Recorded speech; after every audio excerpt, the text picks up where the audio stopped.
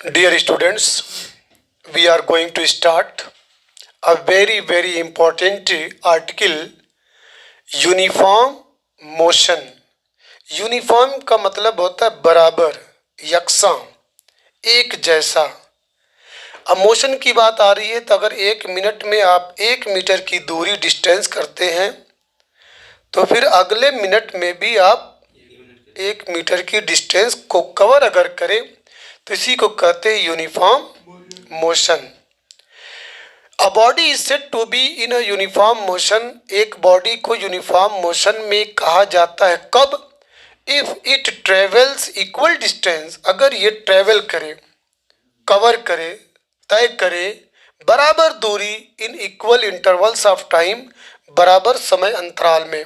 ठीक है, बराबर समय में अगर बराबर दूरी कोई ऑब्जेक्ट कवर करती है स्ट्रेट लाइन के अंदर या स्ट्रेट लाइन पे या स्ट्रेट लाइन से हो करके, तो उसे कहते हैं यूनिफॉर्म। आपको बस इतना याद करना कि equal distance, equal must be covered in equal interval of time. Equal distance, बराबर दूरी बराबर समय में। मीन्स से अगर एक लड़का है, कोई डिस्टेंस है 5 मीटर की दूरी को 2 मिनट में तय करता है, तो अगले 2 मिनट में भी कितनी दूरी तय करे? 5 मीटर। तो इसी को कहते हैं uniform velocity, uniform motion.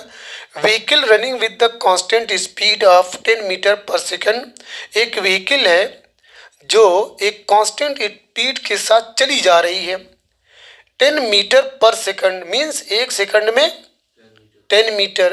Will cover equal distance of 10 metre, तो ये 10 मीटर की बराबर दूरी तय करेगी इन एवरी सेकंड, हर सेकंड में जो भी सेकंड उसको आएगा मिलेगा। यानी अगला सेकंड, जैसे 1 सेकंड में 10 मीटर, फिर अगले सेकंड में क्या मीटर?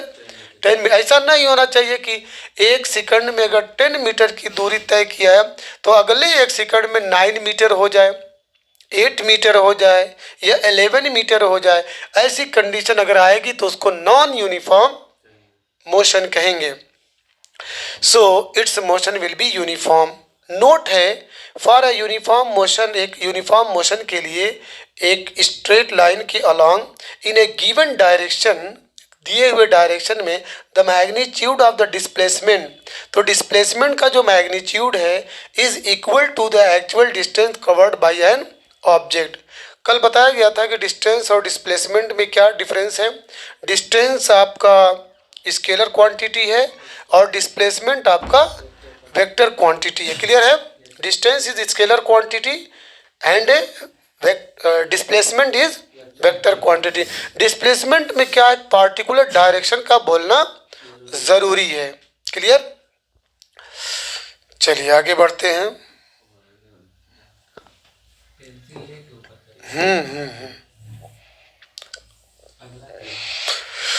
चलिए इसके बाद अगला पेज है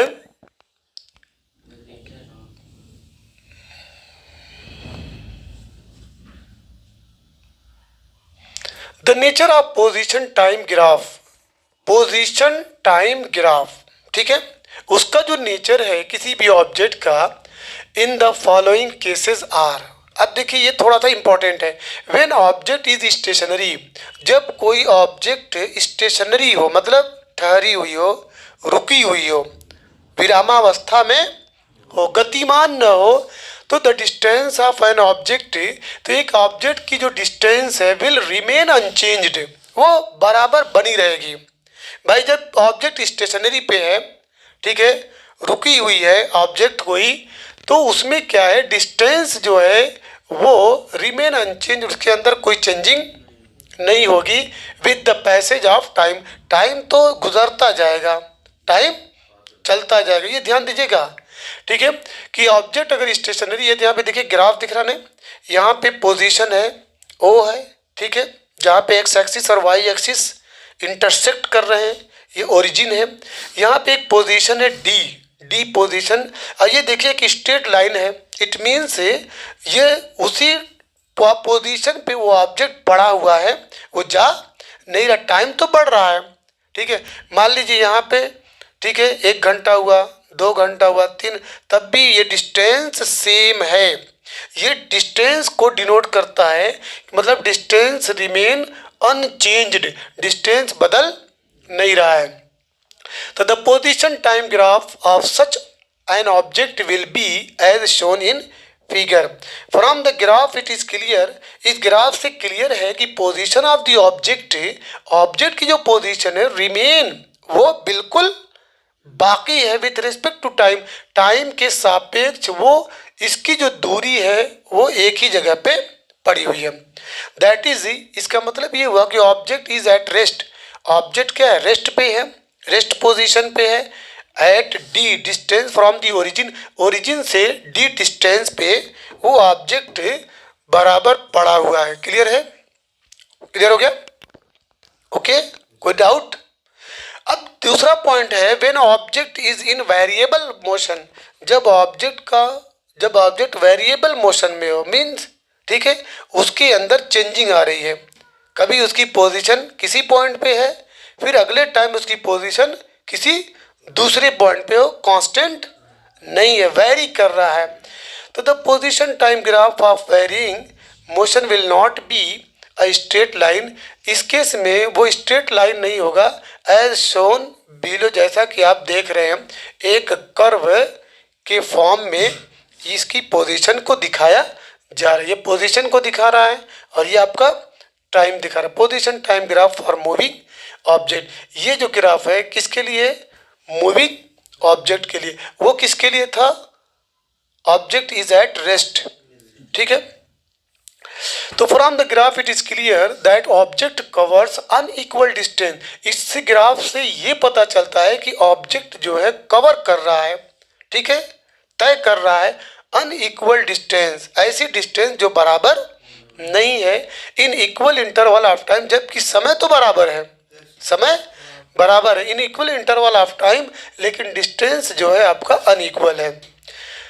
Initially it covers less distance and after that it covers more distance but in same time interval, कर कि शुरू में ये less distance कवर करता है, कम दूरी, लेकिन after that उसके बाद ये more distance कवर करता है but same interval time, time क्या है, बराबर है। यूनिफॉर्म मोशन समझ में आ गया? यूनिफॉर्म मोशन, तुम लेट हो गए थे, मैं फिर से बता रहा हूँ, if a body covers equal distance in equal interval of time, अगर कोई भी बॉडी बराबर दूरी तय करती है बराबर समय में, तो इसको क्या कहते हैं, uniform motion. Non uniform motion के बारे में, एक body is in non uniform motion, एक बॉडी जो है नॉन यूनिफॉर्म मोशन में होती है, कब, जब इट ट्रेवल्स इक्वल डिस्प्लेसमेंट, अगर ये इक्वल डिस्प्लेसमेंट कवर करती है लेकिन इन unequal interval of time, time जो है बराबर नहीं होता है। कंफर्म, इक्वल डिस्टेंस तो कवर करती है, मान लीजिए 1 मिनट में 1 मीटर दूरी तय की, 1 मिनट में, फिर आधे मिनट में भी 1 मीटर की दूरी तय की, ठीक है, 1.5 मिनट में भी आधी दूरी तय की, तो ये आपका क्या है, नॉन यूनिफॉर्म मोशन, मतलब इक्वल डिस्प्लेसमेंट या equal distance is covered in unequal interval of time, मतलब unequal interval of time, time बराबर नहीं है, घट बढ़ रहा है, लेकिन डिस्टेंस जो कवर किया जा रहा है, डिस्प्लेसमेंट जो कवर किया जा रहा है वो बराबर है। तो ये हो गया during the non uniform motion, जब नॉन यूनिफॉर्म मोशन होता है तो स्पीड ऑफ द बॉडी, जो बॉडी की स्पीड है या डायरेक्शन ऑफ मोशन, या दोनों समय के साथ बदलता, याद रखिएगा ये, मतलब कंपटीशन में आपके लिए क्वेश्चन बन सकता है, इसमें बहुत सारे क्वेश्चन बनते हैं, जितना अच्छी तरीके से इसकी थियरी पढ़ेंगे, in my opinion you will we feel very easy in the examination और इन एनी कंपटीशन।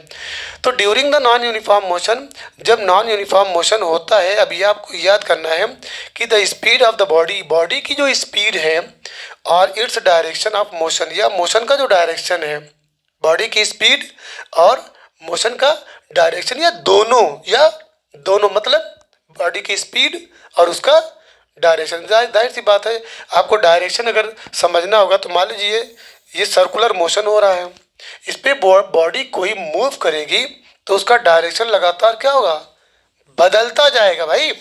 ठीक है, अगर इधर है उधर डायरेक्शन, इधर आया मान लीजिए, हालांकि आगे इसको पढ़ेंगे हम, ब्लैक बॉडी मान लीजिए यहाँ पे है, देख रहे हैं, तो इसका डायरेक्शन किधर रहेगा, मान लीजिए ये नॉर्थ है, ये आपका साउथ है, ये ईस्ट है, और ये क्या है, तो ये ईस्ट की तरफ हो गया डायरेक्शन।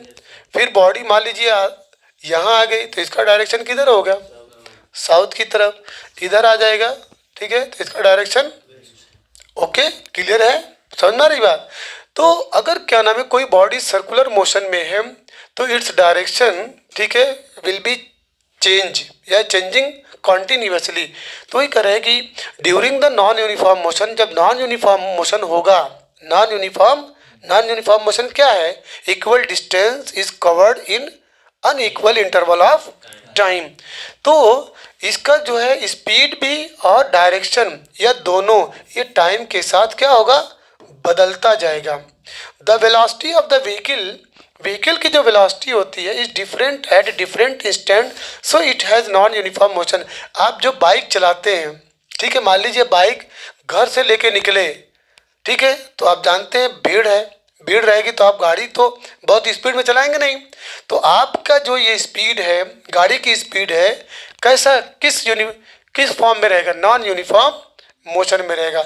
जहाँ पे भीड़ नहीं रहेगी आप गाड़ी तेज चलाएंगे, जैसे ही क्राउडेड एरिया में या मॉब वाले एरिया में पहुँचेंगे या जर्किंग वाले एरिया में, उबड़ खाबड़ एरिया में पहुँचेंगे, तो ऑटोमेटिकली आपकी गाड़ी की स्पीड क्या होगी, कम हो जाएगी। जब कम होगी तो आपका मोशन कैसा रहेगा, हाँ आपका रोड बहुत स्मूथ है, बहुत स्मूथ है, कोई नहीं है, तो आप एक स्पीड से अपनी गाड़ी को लेके जा सकते हैं। लेकिन क्या नाम है, एक सेम स्पीड से आप गाड़ी उन इलाकों में नहीं ले जा सकते जो तंग गलियां हों, भीड़ भाड़ वाली जगह हो। तो the velocity of the vehicle, जो व्हीकल की वेलोसिटी है वो is different at different instant, अलग अलग टाइम पे अलग अलग होता है। So it has non uniform motion. इसलिए आप एग्जांपल दे सकते हैं किसका, आपकी व्हीकल एक non uniform motion. Clear. Example 1 है, an object starting from 10 metre on the X axis. एक ऑब्जेक्ट है जो स्टार्ट कर रहा है 10 metre on the X axis, covers 20 metre in first second. पहले सेकंड में कितनी दूरी तय की, 20 metre, and 30 metre in the next second, और अगले सेकंड में कितनी दूरी तय की, 30 metre, towards plus x axis. Plus x axis मतलब समझ रहे हैं, मतलब ये आपका 0 है, ठीक है, तो ये जो डायरेक्शन है ये प्लस है और ये आपका माइनस है। तो draw position time graph for its motion. तो इस मोशन के लिए आप पोजीशन टाइम ग्राफ को ड्रा करिए।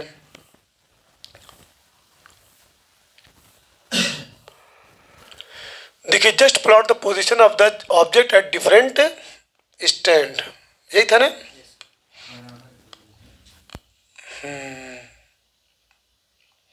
ध्यान दीजिएगा, ये बहुत अच्छा एग्जाम्पल है। स्टार्ट कर रहा किससे, 10 मीटर से। स्टार्ट किससे हो रहा, कहाँ पे, एक्स एक्सिस पे, और पहले सेकंड में कितनी दूरी, 20 मीटर, ठीक है, और उसके बाद अगले सेकंड में कितना, 30 मीटर। देखिए ये 0 है, ओरिजिन 10 मीटर से स्टार्ट कर रहा है, प्लस है, ऊपर जा रहे हैं ना। अगले सेकंड में कितना है, अगले कितने सेकंड में, 10 सेकंड में। तो ये आपका 10 मीटर से स्टार्ट किए तो यहाँ पे पहुँचे आप 30 मीटर, एक सेकंड में कहाँ पहुँचे, ठीक है। फिर अगले सेकंड में, यानी ये भी एक है, या इन दोनों के बीच में कितना सेकंड है, 1 सेकंड। उसके बाद 60 मीटर, कहाँ चले गए, 60 मीटर पे। तो t = 0 पे the object is at 10 metre, यानी जब t की वैल्यू कितनी थी, 0 सेकंड, तो ऑब्जेक्ट कितने पे था, 10 मीटर पे, देख रहे नहीं 10 मीटर। उसके बाद एट t = 1 सेकंड पे the object will be at 30 metre, एक सेकंड में वो कहाँ पे है, 30 मीटर पे है। फिर उसके बाद at t equal to 2 second, 2 second पे ऑब्जेक्ट कहाँ पे है, 60 मीटर पे। तो one can easily notice that the motion is non uniform motion. पहले सेकंड में आपका 30 मीटर, अगले सेकंड में आपका कितना है 60, उसको भी 30 होना चाहिए था। तो इसलिए ये नॉन यूनिफॉर्म मोशन का एक एग्जाम्पल है। ठीक है, डिस्टेंस और पाथ लेंथ कवर्ड, डिस्टेंस बोलिए या पाथ लेंथ कवर्ड बोलिए, both are same. The length of the actual path covered by an object is called the distance और पाथ। कोई पूछे डिस्टेंस की डिफिनीशन क्या है, तो ये बहुत अच्छी डिफिनीशन है। The length of the actual path, वास्तव में जो पाथ है, जो रास्ता है, जो दूरी है, उसकी जो लंबाई होती है, जो किसी ऑब्जेक्ट के द्वारा कवर की जाती है, उसी को क्या कहते हैं, डिस्टेंस। डिस्टेंस क्या है, एक्चुअल में एक पाथ लेंथ है। पाथ उस पाथ की लंबाई, उस रास्ते की लंबाई, उस दूरी की लंबाई जो किसी ऑब्जेक्ट के द्वारा कवर की जाती है, उसी को डिस्टेंस कहते हैं। It is a scalar quantity, ये एक स्केलर क्वांटिटी है। And it can never B zero, ये डिस्टेंस कभी जीरो, ये पॉइंट टू बी नोटेड है, distance can never B zero और निगेटिव, और न डिस्टेंस निगेटिव। इसीलिए आप मैथमेटिक्स में आप देखे होंगे जब भी डिस्टेंस निकाला जाता है तो मॉडुलस में रखा जाता है, मॉड के अंदर, कि निगेटिव भी इसके अंदर अगर आए तो हम उसको क्या समझेंगे, पॉजिटिव समझेंगे। लेकिन during the motion of an object its unit is metre, SI unit इसकी क्या है, मीटर है। डिस्प्लेसमेंट की बात करते हैं, the shortest distance between the initial and the final position of any object during the motion, मतलब शॉर्टेस्ट डिस्टेंस, सबसे कम दूरी, न्यूनतम दूरी, minimum distance between the initial and final position, मतलब कहाँ से आप स्टार्ट किए हैं और कहाँ तक गए हैं। तो फाइनल पोजीशन की डिस्टेंस, फाइनल पोजीशन और इनिशियल पोजीशन दोनों को माइनस कर देंगे, दैट विल बी डिस्प्लेसमेंट। तो द शॉर्टेस्ट डिस्टेंस, ये याद कर लीजिएगा, शॉर्टेस्ट डिस्टेंस यहाँ पे मिनिमम भी बोल सकते हैं, between the initial and final position of any object during motion is called displacement. Displacement जो है आपका, डिस्प्लेसमेंट वेक्टर क्वांटिटी है। It can be zero, it can be positive and it can be negative. Confirm. कोई पूछे what is the difference between distance and displacement, क्या बोलेंगे, distance is scalar quantity but displacement is vector quantity. Distance can be zero, distance can never B zero, distance can never be negative, but displacement can be zero, distance can be positive and distance can be negative. तो यहाँ पर displacement का formula दिया, delta x is equal to x2 minus x1, x2 minus x1, where x1 and x2 are the initial and final position of the object. इसको और अच्छी तरीके से समझना होगा। तो मान लीजिए यहाँ पे A है, ठीक है, और यहाँ पे B है और यहाँ पे C है, ठीक है। अब मान लीजिए यहाँ से जो दूरी है इनिशियल, ठीक है, मान लीजिए x1 इज इक्वल टू कितना है, 10 मीटर, ओके, 10 मीटर, और यहाँ से कितनी दूरी है आपकी, मान लीजिए 20 मीटर है। तो डिस्प्लेसमेंट कितना हो जाएगा, displacement is equal to x2 minus x1, x2 minus x1। ये x2 माइनस यहाँ से लेके यहाँ तक का अगर 20 लेंगे, सपोज दैट ये आपका 10 मीटर यहाँ तक है, ठीक है, ये B है और यहाँ तक 20 है, ठीक है। तो 20 minus 10 is equal to 10 metre. Clear.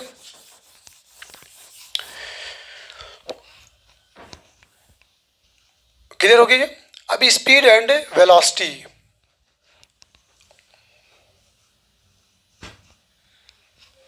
ये कैसे नीचे आ गया, ये तो पहले बताया गया था।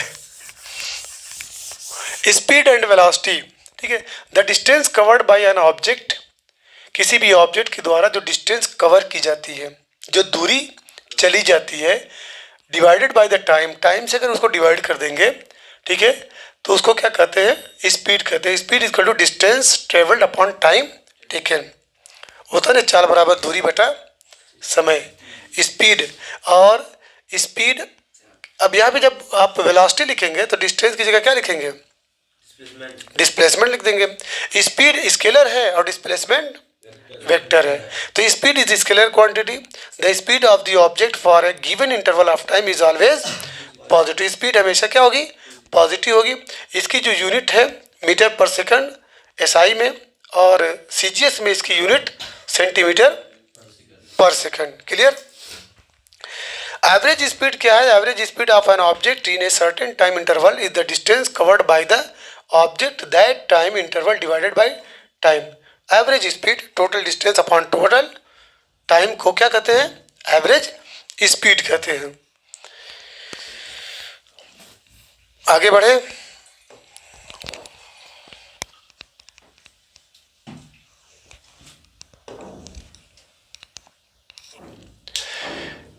Uniform speed.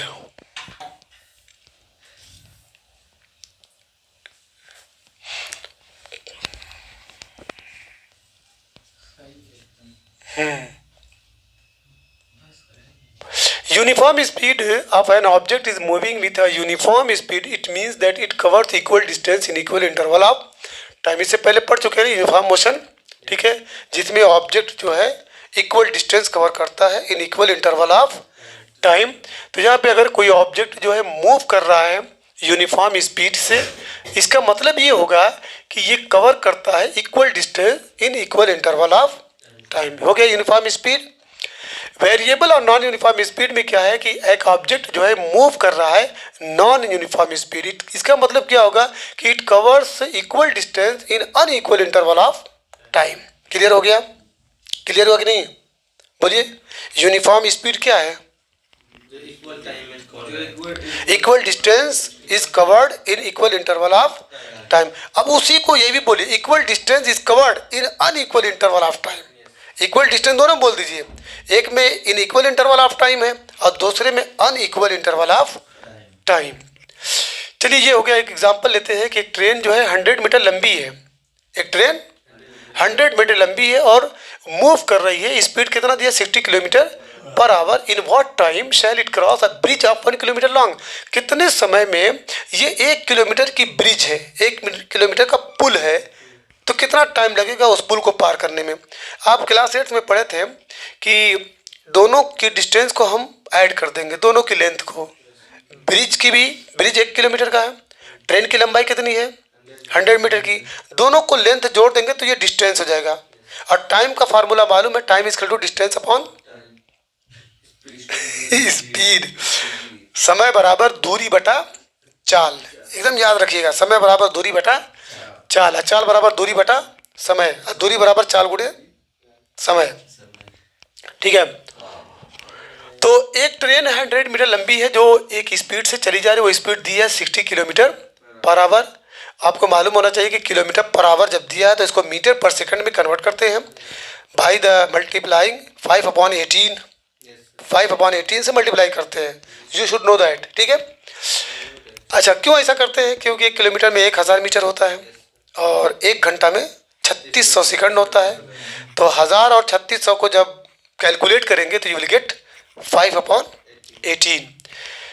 तो चलिए, गिवन लेंथ है आपका 100 मीटर ट्रेन की है ये। लेंथ आप ब्रिज कितना दिया? 1 kilometre, that is 1000 metre. T is equal to question mark. Total length को ऐड करेंगे। Total length 1100 metre.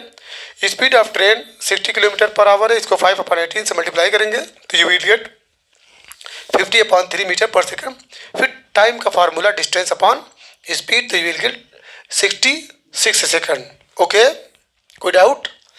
आइए वेलोसिटी की बात करते हैं। स्पीड और वेलोसिटी में यही फर्क है कि speed is scalar quantity and velocity is vector quantity. Speed में आप बोले थे कि डिस्टेंस अपॉन टाइम, इसमें बोलेंगे displacement upon time. Distance is scalar, displacement is vector. Distance क्या है? पाथ लेंथ है, path length of any object. ठीक है। और डिस्प्लेसमेंट ये भी तो डिस्टेंस है but in particular direction, in a particular direction. तो the rate of change of position of an object, मतलब किसी भी ऑब्जेक्ट की पोजीशन के अंदर जो चेंजिंग आई है टाइम के साथ, उसी को कहते हैं velocity of the object. Formula याद कर लीजिएगा, velocity is equal to displacement upon time. ये एक स्केलर क्वांटिटी है। किसी भी ऑब्जेक्ट की वेलोसिटी जो है पॉजिटिव भी हो सकती है, जीरो भी हो सकती है और नेगेटिव भी हो सकती है अकॉर्डिंग इट्स डिस्प्लेसमेंट। उसके डिस्प्लेसमेंट के हिसाब सेम। इसकी जो यूनिट है सेंटीमीटर पर सेकंड सीजीएस में है और मीटर पर सेकंड एमकेएस में है। Okay, average velocity of an object in a certain time in interval is given as the displacement of an object that time same है भाई। अब यूनिफॉर्म वेलोसिटी की बात आ रही है कि एक ऑब्जेक्ट इक्वल डिस्प्लेसमेंट कवर करे, उसमें इक्वल डिस्टेंस था, किसमें? एवरेज स्पीड में। एवरेज स्पीड में आप बोले थे इक्वल डिस्टेंस, इसमें बोल देना है इक्वल डिस्प्लेसमेंट, ये याद रखिएगा, in equal interval of time. इसका मतलब क्या होता है कि it is moving with uniform velocity. Uniform velocity, non uniform velocity में ऑब्जेक्ट मूव कर रहा है विथ नॉन यूनिफॉर्म वेलोसिटी, इसका मतलब unequal displacement in equal interval of time. Unequal displacement, उसमें क्या बोले थे? Equal distance is covered in unequal interval of time. इसमें जो है unequal displacement is covered in equal interval of time, both are same. Example है जैसे during a hard sneeze, बहुत ज़बरदस्त आपको छींक आई, बहुत ज़बरदस्त छींक आई। और छींक आने, देखिए छींक जब आती है तो कुछ सेकंड के लिए आपकी बॉडी का जो सांस लेना होना है रुक जाता है। इसीलिए इस्लामिक आइडियोलॉजी में छींकने वाला क्या बोलता है? अल्हम्दुलिल्लाह, मतलब शुक्र है इस क्रिएटर ऑफ यूनिवर्स का कि हम जिंदा रह गए, वरना कभी छींक आती है तो आप मर भी सकते हैं। आप जिंदा रह गए इसीलिए बोलते हैं तो कभी रोकना नहीं चाहिए ना, एकदम नहीं। हाँ, खूब छींकिए, ठीक है। तो उसके बाद जब दूसरा सुनता है तो क्या बोलता है? हाँ, मतलब अल्लाह तुम पे रहम करे, ईश्वर तुम पे रहम करे। फिर उसके बाद जवाब में वो यहदी का अल्लाह बोलता है, मतलब आपको हिदायत दे, ईश्वर आपको हिदायत दे। तो ड्यूरिंग अ हार्ड स्नीज, एक ज़बरदस्त छींक के दौरान, योर आइज माइट शट, आपकी आँख बंद हो सकती है फॉर 0.5 सेकंड। 0.5 सेकंड के लिए आपकी आँख बंद हो जाती है। If you are driving a car, मान लीजिए आप एक कार चला रहे हैं, स्पीड है 90 kilometre per hour, during such a sneeze, एक ऐसे छींक के दौरान आप कार चला रहे हैं। How far does the car move during the time, उस टाइम जब आप छींके थे वो कार कितनी दूरी तय करेगी? है कि नहीं? अब भाई टाइम दिया गिवन टाइम दिया है 0.5 सेकंड, टाइम तो दिया है, और वेलोसिटी जी है 90 किलोमीटर पर आवर, इसको मीटर पर सेकंड में चेंज कर लीजिए, 25 मीटर पर सेकंड। अब उसके बाद डिस्टेंस का फार्मूला लगा दीजिए, डिस्टेंस का फार्मूला लगाइए।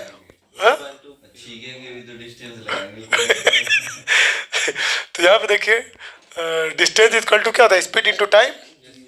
देखिए v 25 मीटर पर सेकंड, 0.5 से तो लगभग 13 मीटर की दूरी आपकी कार जो है तय की है, जब आप जो है लब्बैक कर दिए थे। ठीक है, जब आप जो है पॉसिबल था कि आप इस दुनिया को अलविदा कह जाते, लेकिन फिर भी आप फारिस, देखो सही है ना? ठीक है, तो ये इक्वल 13 मीटर, बहुत अच्छा क्वेश्चन था। अब देखिए उससे अच्छा क्वेश्चन आ रहा है एग्जाम्पल 4 बन करके। दो ट्रेन है, each having a speed of 30 kilometre per hour, दोनों की स्पीड कितनी है? 30 kilometre per hour, are headed towards each other, जो एक दूसरे के आमने सामने आ रहे हैं, ऑन द सेम ट्रैक, एक ही ट्रैक पे। A bird that can fly 60 kilometre per our, एक चिड़िया है जो 60 किलोमीटर पर आवर से उड़ रही है, ठीक है। Flies of in front of one train, एक ट्रेन के सामने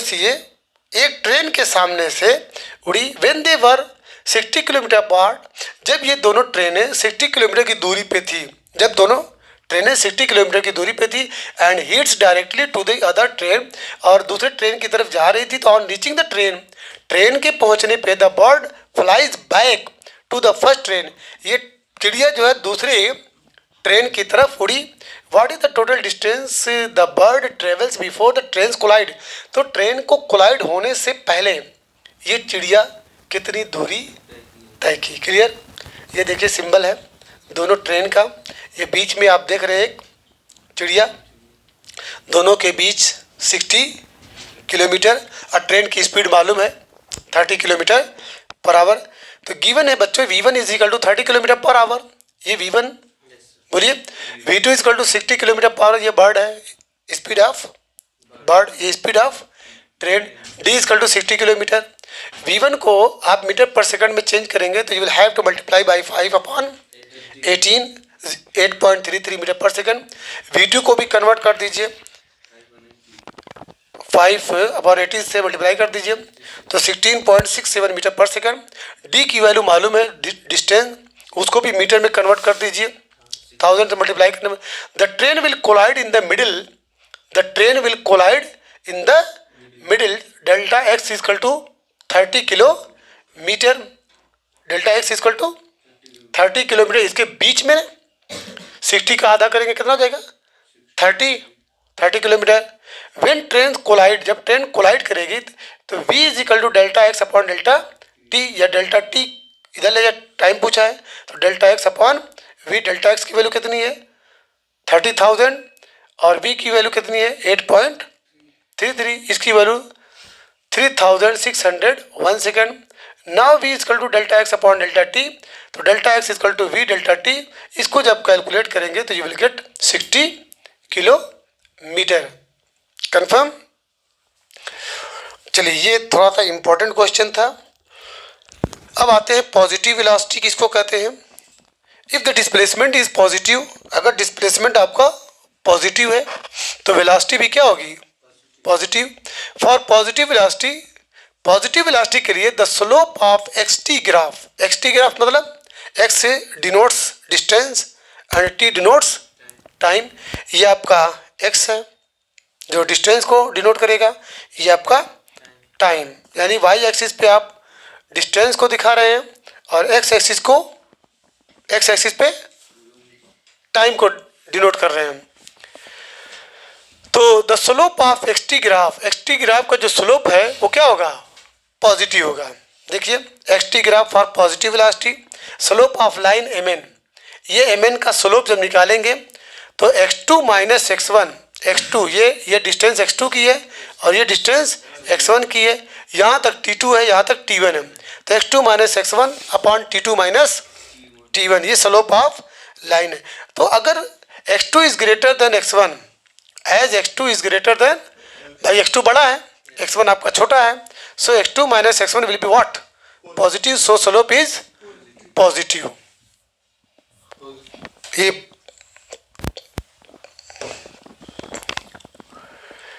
निगेटिव वेलोसिटी की बात करते हैं, ये पॉजिटिव था, निगेटिव में देख रहे हैं ये आप नीचे जा रहे हैं, ठीक है 70 से आप नीचे जा रहे हैं, कहाँ पे रुके 10 तक, टाइम कितना लगा 4 सेकंड। अगर डिस्प्लेसमेंट निगेटिव है, डिस्प्लेसमेंट अगर निगेटिव है, clear, then the velocity is negative, तो वेलोसिटी क्या होगी निगेटिव होगी। The slope of xt graph will be negative, उसका स्लोप भी क्या होगा निगेटिव होगा। ध्यान दीजिए इन अबव ग्राफ, इस ग्राफ में देख रहे हैं object is moving towards negative x axis, object जो कहाँ जा रहा है towards negative x axis, negative x axis की तरफ। t बराबर 0, t बराबर 0 पे ऑब्जेक्ट कितना है 70 मीटर और t बराबर 4 सेकंड पे दी ऑब्जेक्ट है 10 मीटर, नीचे आ रहे हैं, ठीक है, यहाँ थे और आ रहे हैं नीचे। 0 पे कितना था t बराबर 0 पे ऑब्जेक्ट कहाँ था 70 मीटर और t बराबर 4 सेकंड पे ऑब्जेक्ट कहाँ पे है 10 मीटर पे। तो स्लोप ऑफ इसका स्लोप, तो जब इसका स्लोप करेंगे slope of xt graph 10 minus 70, final ये है x2 माइनस x1, ये x1 था, यहाँ तक आपका x1 है बोलिए, और यहाँ तक आपका x2 है, तो x2 minus x1 upon t2 minus t1, ठीक है, तो 10 माइनस 70 अपॉन 4 माइनस 0, t1 आपका 0 है, t2 आपका 4 है, तो जब माइनस करेंगे तो निगेटिव मिलेगा। तो ये आपका निगेटिव वेलोसिटी का ग्राफ हुआ। अब आइए इससे वेरी वेरी इंपॉर्टेंट है instantaneous speed and instantaneous velocity. Instantaneous speed, ठीक है, ये आपका वेरी वेरी इंपॉर्टेंट है। If the speed of an object, अगर आपके ऑब्जेक्ट की स्पीड क्या है वेरिएबल है, मतलब सेम कहाँ, वेरिएबल मतलब चेंजिंग हो रही है उसके अंदर, घट बढ़ रही है। तो इसकी स्पीड जो है at given instant of time is called the instantaneous speed. अगर ऑब्जेक्ट की स्पीड वेरिएबल है तो इसकी स्पीड जो है गिवन टाइम पे क्या बोली जाएगी, इंस्टेंटेनियस स्पीड। इसको डिफाइन कैसे करेंगे, द लिमिट, यहाँ पे क्या आएगा, limit of average speed, limit of average speed at the time interval delta T becomes infinite simile small और अप्रोचेज टू जीरो। इतना आपको याद करना जरूरी है। Limit of the average, limit लगा है देखो, लिमिट, लिमिट इसको लिमिट बोलते हैं, और delta S upon delta T average speed, ठीक है। तो limit of the average, limit of the average speed, यह है एवरेज स्पीड, इसको क्या बोलेंगे, एवरेज स्पीड। एवरेज स्पीड से पहले क्या लगा है, लिमिट, तो लिमिट ऑफ एवरेज स्पीड हो गया। लिमिट ऑफ एवरेज स्पीड ही को क्या बोलते हैं, इंस्टेंटेनियस स्पीड। अब इसके अंदर एक चीज और बोला गया है कि एट द टाइम इंटरवल जो डेल्टा टी है वो बिकम्स बहुत छोटा हो, very very least, very very small, या that is approaches to zero, वो जीरो की तरफ जा रहा हो, तो इसी को S I is equal to D S upon D T लिखते हैं। Limit of delta S upon delta T at delta T tends zero को एस आई, आई का मतलब इंस्टेंटेनियस, आई का मतलब, एस का मतलब स्पीड, इजी को लिखेंगे d S upon D T. और अगर यहीं पे लिमिट ऑफ डेल्टा एक्स बोल दिए, limit of delta x upon delta T at delta T tends zero, तो इसी को बोलेंगे वी आई, क्या बोलेंगे, तो उसको बोलेंगे D x upon D T, velocity आ जाएगा। तो इंस्टेंटेनियस स्पीड का फॉर्मूला याद रखिएगा कि limit of delta S upon delta T at delta T tends to zero is equal to D S upon D T. Confirm. अच्छा, D S upon D T ये last में आपको differential करना पड़ेगा, ठीक है, तो आपको थोड़ा सा डिफरेंशियल सीखना पड़ेगा, ठीक है, with the help of your other friends. तो D S is the distance covered in time interval D T, where D S upon D T. अब D S upon D T का नाम क्या है, differential coefficient of S with respect to T. D S upon D T का क्या नाम है, differential coefficient of S, S का अवकलज, अवकलज किसके सापेक्ष, समय के सापेक्ष। जैसे यहाँ पे एक एग्जांपल बहुत अच्छा है कि if the instantaneous displacement of the particle is 2t square I, 2t square plus 3t जे, ये देखिए यूनिट वेक्टर है, आई हुआ, जे हुआ, के हुआ, these are called unit vector. मतलब आई रिप्रेजेंट या i denotes x axis, j denotes y axis, k denotes z axis, ठीक है, इसकी मैग्नीट्यूड 1 होता है। अब जरा देखिए ये जो है डिस्प्लेसमेंट दिया 2t square, hello, then find out the instantaneous speed. Instantaneous speed जब भी बोलेगा तो याद रखिएगा d S upon D t, D S upon D T, confirm. तो एस दिया है, इसका डिफरेंशियल ले लीजिए टी के रिस्पेक्ट में। अगर एस दिया है, ये देखिए S is equal to 2t, मैं खाली समझा रहा हूँ, ठीक है ना, छोटा सा। इसका जब डिफरेंशियल करेंगे, differentiating with respect to t, तो इसको लिखेंगे d S upon D t is equal to d by D T of 2t। तो ये 2 बाहर हो जाएगा, d by D T of t, d by D T of t की value 1 होती है, तो 2 इंटू 1 इज इक्वल टू क्या हो जाएगा, 2 हो जाएगा। तो जब इसका डिफरेंशियल करेंगे तो 2t स्क्वायर आई, आई कांस्टेंट है, बाहर हो जाएगा, देखिए बाहर आया आई, टी स्क्वायर का डिफरेंशियल 2t है, बड़े होने तो बाहर 2 है तो 4t हो जाएगा, और 3t जे, जे के ऊपर कैप है तो जे कांस्टेंट है, बाहर हो जाएगा, टी का डिफरेंशियल 1 होता है तो 3g। इसको अगर नहीं समझ में आया तो मैं फिर से कर दे रहा हूँ, ओके। देखिए यहाँ पे एस इज इक्वल टू क्या है हमारे पास, 2t स्क्वायर आई प्लस 3t जे। इसका टेंशन न लीजिएगा, ये यूनिट वेक्टर है, ठीक है ना। यहाँ पे लिखेंगे differentiating, differentiating above with respect to, बोलिए टी, ये टी टर्म टाइम है, ये क्या है।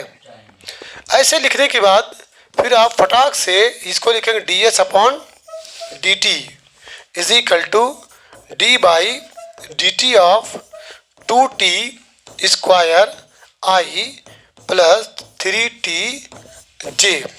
डिफरेंशियल फार्मूले में है कि इसको अलग अलग कर दीजिए, अलग अलग करेंगे तो D by D T of two T square I plus D by D T of three T जे।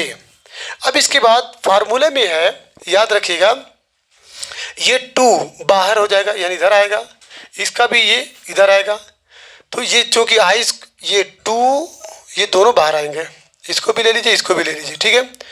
तो two i d by D T of t plus ये भी बाहर करिए थ्री जे, ये जे है, okay, d by D T of T.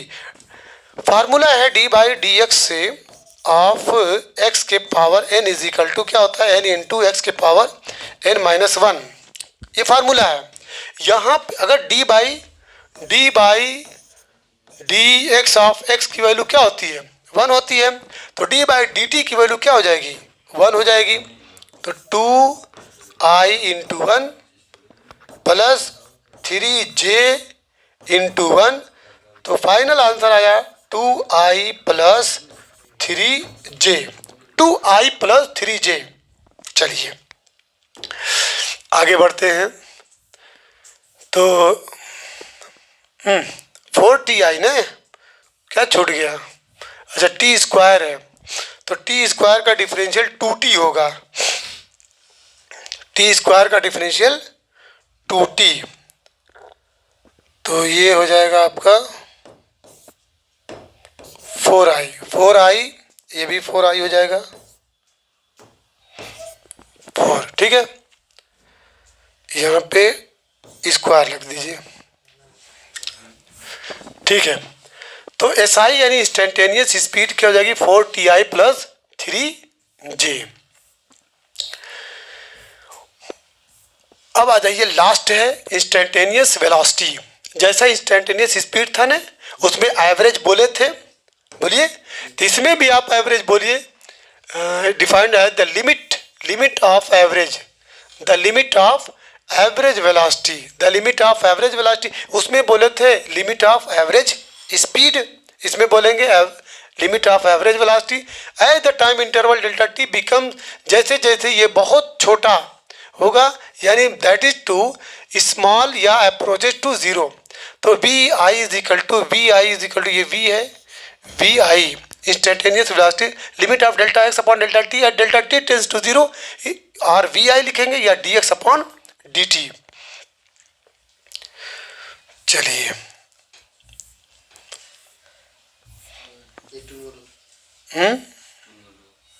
कौन सा कल, अब यहाँ पे एक चीज देख लीजिए, कैलकुलेशन बाय ग्राफिकल मेथड, ठीक है, ये भी ये लास्ट है। मान लीजिए एक ऑब्जेक्ट जो है एक स्ट्रेट लाइन पे मूव कर रहा है, ध्यान दीजिएगा, मैं इसको बड़ा कर दे रहा हूँ, हाँ प्लीज पे अटेंशन। एक ऑब्जेक्ट जो है वो एक स्ट्रेट लाइन पे मूव कर रहा है वेरिएबल वेलोसिटी के साथ। मान लीजिए पोजीशन टाइम ग्राफ पे इस मोशन को दिखाया गया है, पोजीशन टाइम, ये पोजीशन है, ये आपका टाइम है, ठीक है, सेकंड में 1 सेकंड 2 सेकंड 3 4 5 दिस, देखिए 4 सेकंड पे यहाँ पे एक पोजीशन है, 4 सेकंड पे, ठीक है, फिर उसके बाद 7 सेकंड पे, फिर 8 सेकंड पे। अब इसमें क्या है कि बाइक करवा है सोनोग्राफिकल,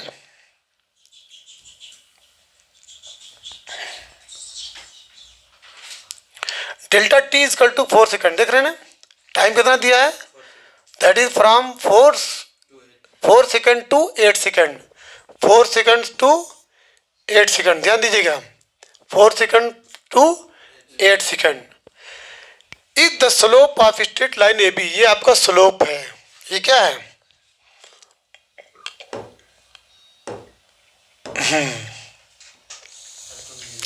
ये आपका स्लोप है बच्चों, ठीक है, सॉरी, चलिए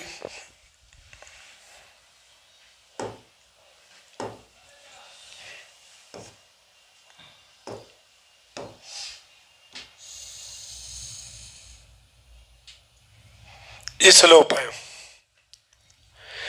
अगर हम डिक्रीज करें इंटरवल ऑफ टाइम को, हम इंटरवल ऑफ टाइम को अगर घटाते जाएं, यानी 4 सेकंड से 3 सेकंड पे आ जाइए, 4 सेकंड था, इस पे अगर आ रहे हैं, इस पे आ रहा है 3 सेकंड पे, तो क्या होगा, जो लाइन है AC, ये AB की जगह क्या हो जाएगा, AC हो जाएगा। यानी जैसे जैसे आप इधर जाएंगे, इधर 0 की तरफ बढ़ेंगे, तो ये जो स्लोप पहले AB था वो AC पे आएगा, फिर AC से AD पे आ जाएगा, तो then the line becomes AC, वो AC बन जाएगा। भाई 4 सेकंड से आप 3 पे आ रहे हैं, तो ये भी तो घटेगा, ये आपका यहाँ पे आ जाएगा AC। उसके बाद सिमिलरली एट टाइम अगर 2 सेकंड पे आ रहे हैं, इस पे आ रहे हैं, तो ये बिकम्स AD, यहाँ पहुँच जाएगा, पहले AC पे आएगा फिर AD पे आ जाएगा। फिर क्या कर रहा है, as delta T approaches to 0, जैसे डेल्टा T 0 की तरफ आएगा, पॉइंट B, ये जो पॉइंट B है वो पॉइंट A की तरफ आता हुआ दिखाई देगा, तो 10 line AB become the straight line.